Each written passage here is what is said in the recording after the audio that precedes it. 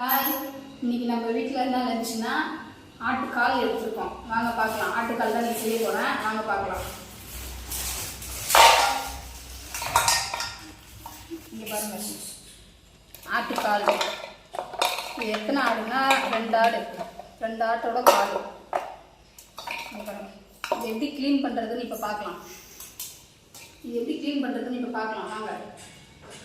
ஆட்டுக்காலை clean பண்ணுறதுக்கு கொஞ்சம் சுடு தண்ணி வச்சுக்கலாம்.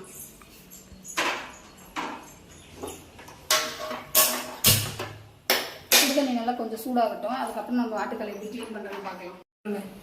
இது மாதிரி கருப்பு கருப்பாக இருக்குல்ல, அவங்க வந்து நம்மளுக்கு காலை சுட்டு தான் தருவாங்க. அதை வந்து வீட்டில் நம்ம கொஞ்சம் சுடு தண்ணி வச்சு க்ளீன் பண்ணால் இதெல்லாம் நல்லா க்ளீன் ஆகும். அதனால தான் சுடு தண்ணி வச்சு க்ளீன் பண்ணுறது. இங்கே பாருங்க, முடியே இல்லாத ஓரளவுக்கு முடியே இல்லாத சுட்டு தான் கொடுத்துருக்காங்க. நல்லா தாங்க இருக்குது கால். இங்கே பாருங்க, நல்லா சுட்டுருக்காங்க பொழுது. அதான் கருப்பாக இருக்குது கால். யாரெல்லாம் ஆட்டுக்கால் சாப்பிட்ருக்கீங்க? ஆட்டுக்கால் பாயா சாப்பிடுவாங்க, ஆட்டுக்கால்லையும் குழம்பு வைப்பாங்க.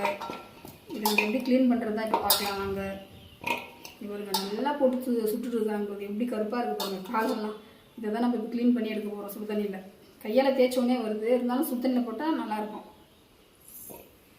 தண்ணி சூடாகிடுச்சு, வாங்க பார்க்கலாம். தண்ணி ரொம்பவும் கொதிக்காமல் நார்மல் சூடில் நம்ம வந்து ஆட்டுக்காலை கொட்டிடுவோம்.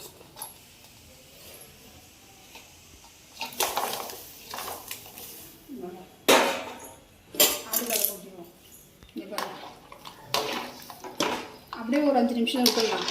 அடுப்பு ஆஃப் பண்ணிட்டு ஒரு 5 நிமிஷம் அப்படியே விட்டால் தான் அந்த கருப்பாக இருக்குதுல அதெல்லாம் வந்து கொஞ்சம் ஊறி க்ளீன் பண்ணுறதுக்கு கொஞ்சம் ஈஸியாக இருக்கும். அதனால் ஒரு 5 நிமிஷம் விடலாம். கிண்டும் போதே தண்ணி கலரே மாறிடுச்சு பாருங்கள், கருப்பாகிடுச்சு பாருங்கள் தண்ணி கலரே. ஒரு 5 மினிட்ஸ் கழிச்சு எப்படி க்ளீன் பண்ணுறதுன்னு நான் உங்களுக்கு காட்டுறேன்.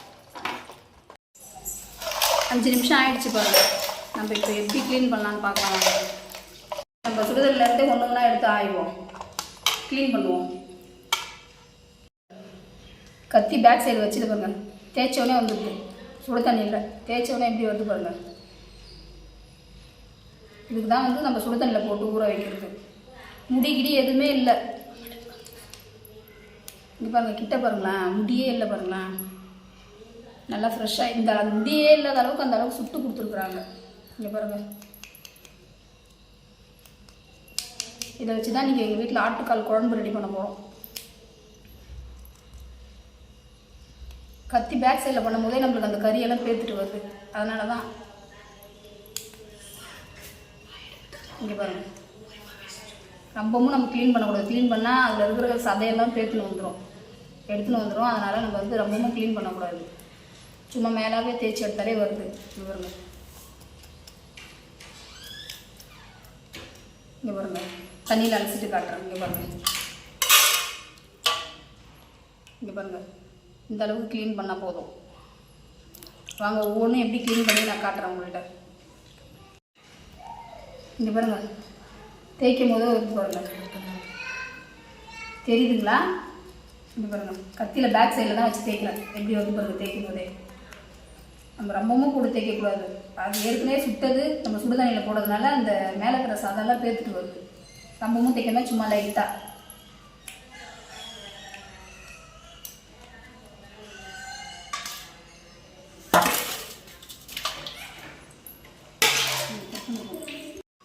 ஒவ்வொரு பீஸும் சூப்பராக கட் பண்ணி கொடுத்துருக்குறாங்க. சதை கத்தியோட கட் பண்ணி கொடுத்துருக்குறாங்க.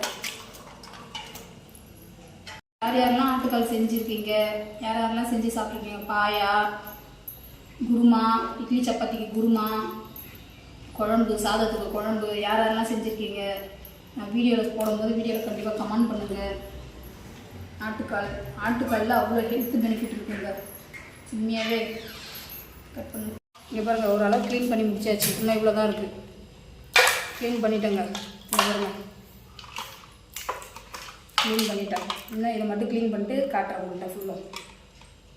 அளவுக்கு எல்லாத்தையும் க்ளீன் பண்ணி முடிச்சிட்டேங்க. வாங்க எப்படி க்ளீன் பண்ணுறதுன்னு உங்கள்கிட்ட காட்டுறேன். வாங்க, பண்ணியிருக்கேன்னு பாருங்கள். இங்கே பாருங்கள், இதில் எதுவுமே இல்லை, எல்லாத்தையும் க்ளீன் பண்ணி எடுத்துட்டேன். இங்கே பாருங்கள், க்ளீன் பண்ணியிருக்கேன். அவங்க நல்லா போட்டு கொசு பண்ணுறதுனால நம்ம கத்தி போட்டு தேய்க்கும் போது மேலே இருக்கிற சதை கழிந்துது. அதனால் கொஞ்சம் லைட்டாக தான் நானே க்ளீன் பண்ணியிருக்கிறேன். மற்றபடி நல்லா தான் க்ளீன் பண்ணியிருக்கேன். பாருங்கள், இதை நம்ம தண்ணி போட்டு நல்லா அலசி எடுக்கணும். அதெல்லாம் இங்கே பாருங்கள், வாங்க பார்க்கலாம். நம்ம நல்லா அலசி எடுத்துக்கலாம். அந்த க்ளீன் பண்ண காலை நம்ம நல்லா அலசி எடுத்துப்போம். நல்லா ஒரு 6-7 வாட்டி நல்லா அலசி எடுத்துப்போம். அந்த சுடுவாங்கல்ல நெருப்பில் அந்த சுடுவா ஸ்மெல் வரும். அதனால் நம்ம வந்து ஒரு 4-5 வாட்டி அலசிட்டு மஞ்சள் போட்டு 2 வாட்டி அலசி எடுத்துப்போம். பெசஞ்சு அலசிக்குவோம். மாற்றி மாற்றி நம்ம அலசி எடுத்துக்கோங்க.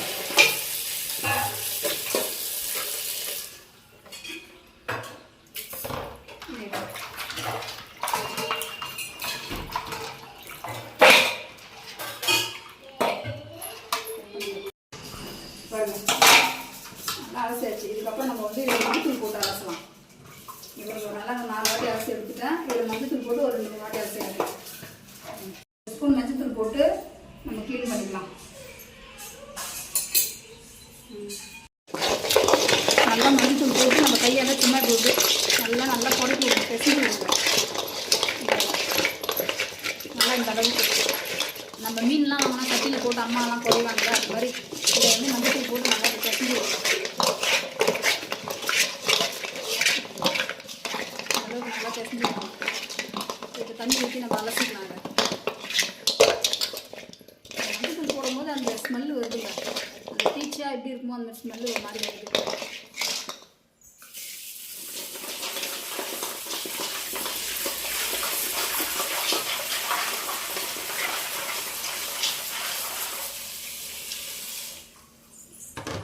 நல்லா கையால் செஞ்சுக்கலாம்.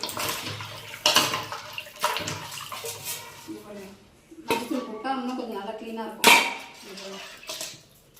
நம்ம ஏற்கனவே நல்லா கட்டி போட்டு க்ளீன் பண்ணி தான் வச்சுருக்கோம். இருந்தாலும் நம்ம அலசுகிற முறை மஞ்சள் போட்டு நம்ம அலசுவோம்ல, அந்த நல்லா க்ளீனாக இருக்கும். இன்னொரு வாட்டி அலசிக்கலாம் மஞ்சள் போட்டு.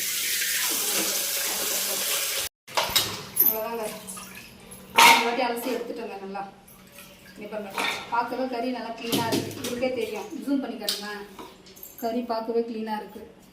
அவ்வளோதாங்க, அலசி எடுத்தாச்சு.